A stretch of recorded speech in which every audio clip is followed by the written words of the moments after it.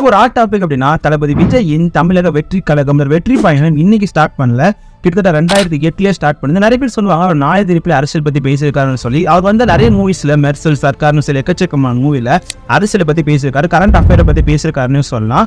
இன்னைக்கு கூட நீங்க கூகுள்ல போய் இந்த மோஸ்ட் ட்ரோல்டு ஆக்டர் இந்த வேர்ல்டுன்னு போட்டீங்க அப்படின்னா தளபதி விஜய் அவர்கள் தான் வருவார். எதுக்காக அப்படின்னா பீஸ்ட் படத்துல குறிப்பிட்ட சீன் லாஜிக் எல்லாம் எடுக்கப்பட்டுன்னு சொல்லி தமிழகத்துல மட்டும் இல்ல இந்தியா ஃபுல்லா இன்டர்நேஷனல் ஃபுல்லாவே ட்ரோல் பண்ணாங்க. இவர் இங்க தான் ஒரு மோட்டிவேஷன் இருக்குன்னு சொல்லலாம். இவர் இன்னைக்கு தான் ட்ரோல் பண்ணக்கூடிய ஆக்டர் கிடையாது, கிட்டத்தட்ட நாளை திருப்பில இருந்து ட்ரோல் பண்ணிட்டு தான் இருக்காங்க. ஆரம்ப காலகட்டத்தில் தன்னோட படத்தை ரிலீஸ் பண்றதுக்கு ஒரு தியேட்டர் கூட கிடைக்காதுன்னு சொல்லி வருத்தப்பட்ட காரணம் இருக்கு. ஆனா இன்னைக்கு அவர் படம் ஓடாத தியேட்டரே இல்லைன்னு சொல்லலாம். முன்னாடி இவர் சினிமாக்கே ஒர்க் அவுட் ஆக மாட்டார், இவர் ஃபேஸ்ல நம்ம காசு கொடுத்து பார்க்கணுமா அப்படின்னு சொல்லி நிறைய பேரால் ட்ரோல் பண்ணப்பட்டாரு. ஆனா இன்னைக்கு இந்த Samrat of south India, the king of box ஆஃபீஸ்னு சொல்லி பல பட்டங்களை அவர் தக்க வச்சிருக்காருன்னு சொல்லலாம். இன்னைக்கு நமக்கும் 18+ ஆகி ஓட்டு உரிமையும் வாங்கிட்டோம். இந்த டைம்ல ஒரு அரசியல் பிரவேசம் பண்ணும்போது அப்கோர்ஸ் நம்ம கூட டிராவல் பண்ண ஒருத்தர்